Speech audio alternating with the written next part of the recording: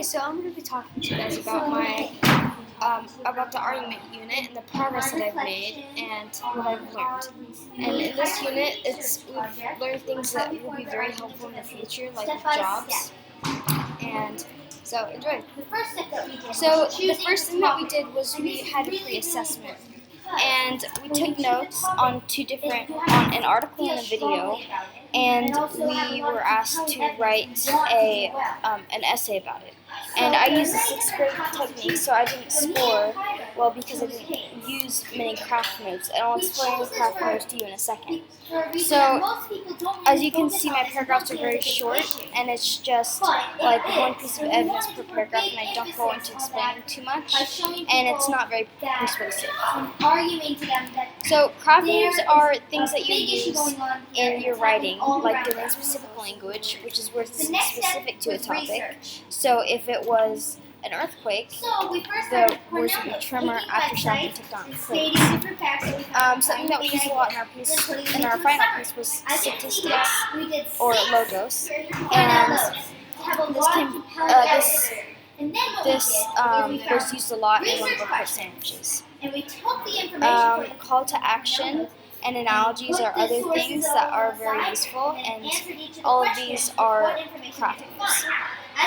So, on this essay, I scored myself, and I only got 14 points for craft notes, which is not very good. So, that's something that I improved on as the unit went on.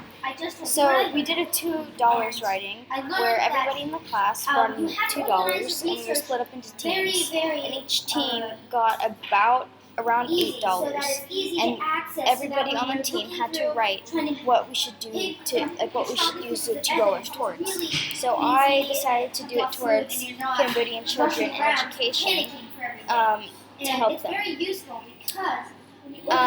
So I scored a 10 on this, and for craft moves, and I did do worse in the pre-assessment. And this is something that was kind of hard for me, but I think I did better at it once the unit progressed. So, we were introduced to Cornell notes, and this is a very useful technique because it has, so this is how it works. You have the source up here, and for this one, the whole class did it on young athletes, and so this was the source that we used, and we put the source in up here. I think the whole class, and it was about how young athletes, whether they benefit or not, and so we took notes on it, and so here I have advice that the main person speaking was talking about, and I took all of these notes and I condensed them into the key points. And these, if I had made an essay about this, these would most likely have, or if I had made a paragraph about this, these would be the things that I would talk about, probably. And so then I took these key points and I put it into the summary, and I made kind of a central idea for this source. And if I did make this into a quote sandwich, which I'll talk about later, it would be a little bit hard because there's not too much information. So when you're doing a quote sandwich, you want multiple sources. So you wouldn't want to do just a quote sandwich on one sheet of print. So then we started the essay, and the beginning step was to pick one of these topics. We had many topics to choose from, as you can see, and at first we picked haze, but then after Veronica and I, we were partners, after we did it, we kind of lost interest, and we talked to Mr. Buxton, and we decided to pick our own topic. And after a little bit of discussion, we picked child labor, and our topic of child labor became the main topic of the essay. So Mr. Buxton showed us showed Veronica and I a really powerful tool. And what you do is you go to the SAS website and you log in, and then you click on library, and then you go to and then once you click on this, it will take you to the SAS library catalog. And you click right here on search now, and then it'll take you, and you have to sign in to the catalog, and you click on Webpack Express, and you can search any topic, and it'll give you articles or videos on it. And so this was really a really powerful tool that helped us. So we got to work on Cornell notes, and here these are two different sources, and you can see all my notes and putting those into key points, and then doing a summary for each one. And these ended up being very helpful for the essay. So then we took the Cornell notes, Veronica and I, and we began to taught us about charting. And so what we did is we looked at all the Cornell notes, and we decided on the things that they had in common.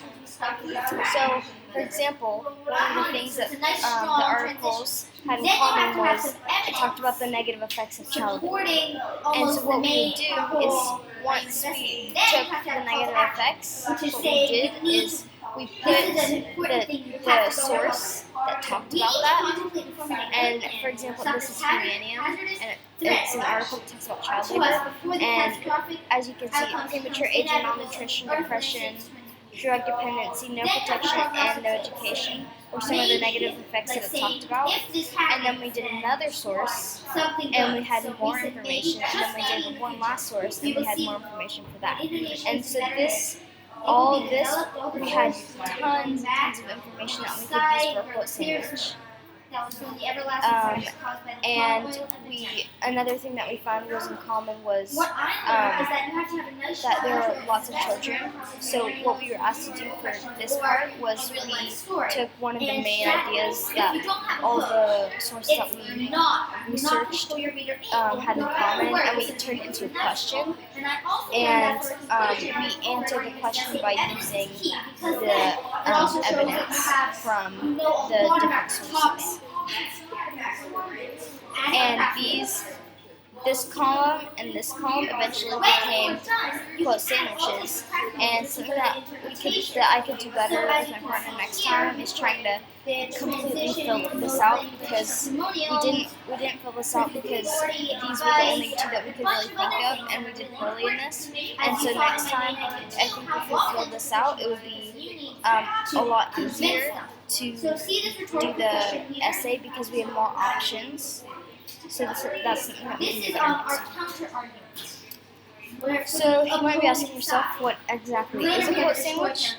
Well, a quote sandwich is a paragraph, or it can be multiple paragraphs, and it starts with the claim and like the main idea and like the point that you want to get your readers, and then the evidence would be the evidence that kind of supports the claim and evidence that can kind of get your idea across, but you don't want to go into explaining your evidence too soon. You do that at the end. So then you do the warrant, and an example of a warrant would be one that I think we use in our essay would be generally adults don't give children dangerous tools. And so it's just, a warrant is just something that it's common knowledge and like everybody knows it, and everybody can relate to, or at least has kind of some background knowledge on that. And then interpretation and reasoning is explaining the importance or how the evidence kind of relates back to the claim and like why the reader should sort of care. And then, so that's what a quote sandwich is. So, okay, so before we took one column and this became a quote sandwich, and then we took another column and this became a quote sandwich. So then we worked on our counter argument.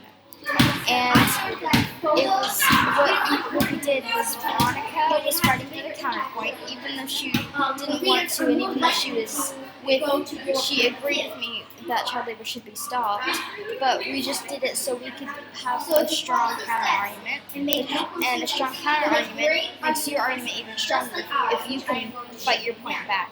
So what I did is I argued the importance of stopping child labor, and Veronica argued the importance of keeping child labor and like why it's good. So what we did is first we did it verbally, and then we on our document we typed we wrote down what we had said, and this we took the stuff from that and eventually got our counter argument part for our essay. So at this point, we had worked on our quote sandwich 1, quote sandwich 2, and counter argument. And though they weren't done yet, we had like the basis. But we hadn't worked out the start to the essay or the finish. So, or aka the introduction and the conclusion. So Mr. Rexon taught us about introductions and conclusions.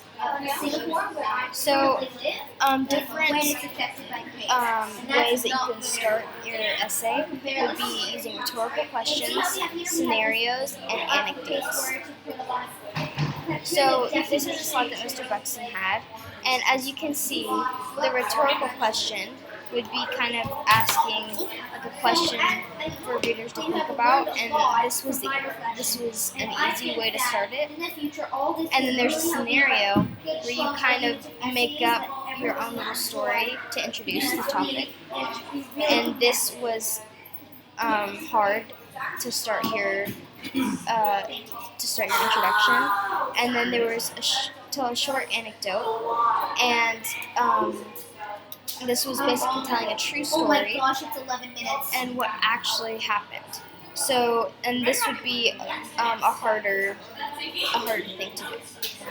So Veronica and I decided to do this one because in one of our sources, there was a story about Sunal, and this is what our anecdote was, and so this is our introduction paragraph, and we had this anecdote, and it talks about Sunal, who was a child cotton picker, and she worked in the mills, and 4 of her fingers were cut off, and this introduced our topic and the negativity and sadness that came along with it. Kind of set the mood for the essay, and then for the rest of the introduction, we had to talk about like kind of what our paragraph or what our essay was going to be about. So this is the red right here is the counter argument. So the child labor is something that may be helpful and productive for some families. Would be the counter argument. Stop! And Like that was 1 what minute we ahead. did first. Exactly, that's all The second thing that we did was the actual claim, and the green is the claim.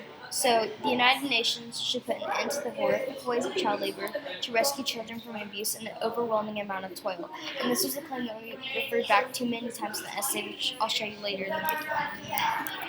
And then the claim, Mr. Buxton told us that our claim should be, what do we want? So we want to put an end to the horrific ways of child labor, and who can give it to us? The United Nations, because they're a global organization that's pretty powerful. And then the last thing is the blue, and these are the supporting ideas that support the green. And the blue were the quote sandwiches. They were the 2 columns in the chart that I showed you earlier. And so we have negative effects, which was 1 quote sandwich, and then how millions of children are affected, even in the most powerful countries, was another quote sandwich. And then we taught the conclusion. So the conclusion, this is a slide that Mr. Buxton showed us, and we can use transitional phrases, which we did here. This is our conclusion paragraph, and something that Veronica did that makes both of us proud of the conclusion is she ended with a quote: "Bystanders of child labor should follow the inspiring words of Gandhi, be the change you wish to see in the world." And I think this is a really nice way to kind of end the essay. This is a delayed adjective and something that Mr. Buxton taught us that we used. And this is using voice, which I'll talk about later. And we used statistics and um, things like that in our conclusion. So then, once we had the main outline of once we had the essay done, we went back to edit and improve. So something that Mr. Buxton taught us was to use voice. So the most terrifying, the scariest aspect of, and so I'll show you more later, but this is an excerpt from our piece. Unfortunately, many children are forced to work terrible and entirely unacceptable conditions. Terrible and entirely unacceptable would be kind of using voice and opinion. And something else that and then he showed Veronica and I another powerful tool, which is called EasyBib. And what you do is you put in the the web thing, so the link sort of, and you put it in here and you click cite it. And what you do is you fill out some of it. It'll fill out for you, like maybe the author or who published it and everything. And then if there are empty spaces, you fill them in.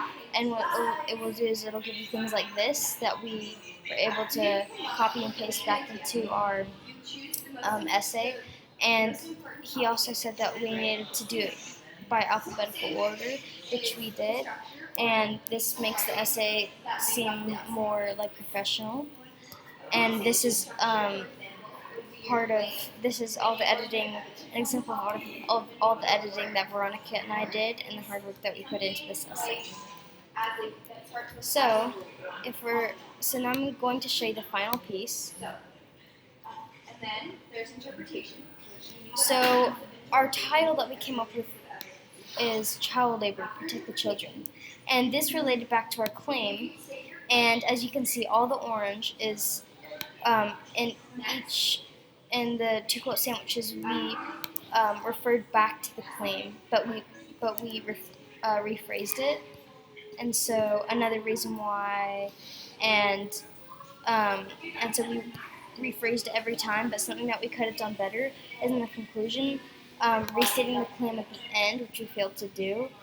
And that's something that we can do better next time. And as you can see, this is the conclusion, and we also refer back to the claim. This purple is the anecdote, like I showed you earlier. And then the red is voice. So, like I talked about, we were talking about this episode, and we're saying how it was sad, angering, and frustrating, unacceptable and shameful, and things like that. We have multiple examples in our piece, but it's a lot to highlight. This yellow is the evidence and the statistics that we used. And then something that I'm proud of is I went through and I found the online Oxford Dictionary, and I was able to find the definition of migrant and exasperating. So we had some really good, Veronica was really good at putting in some good advanced vocabulary. This is a quote, and it's really powerful it's really sad too, because these children that are suffering from child labor, we talked about like some of the consequences that has on children. And these are sources at the end. So if you want to read it, just let me know, and I'd be happy to show you. And this was the review of the argument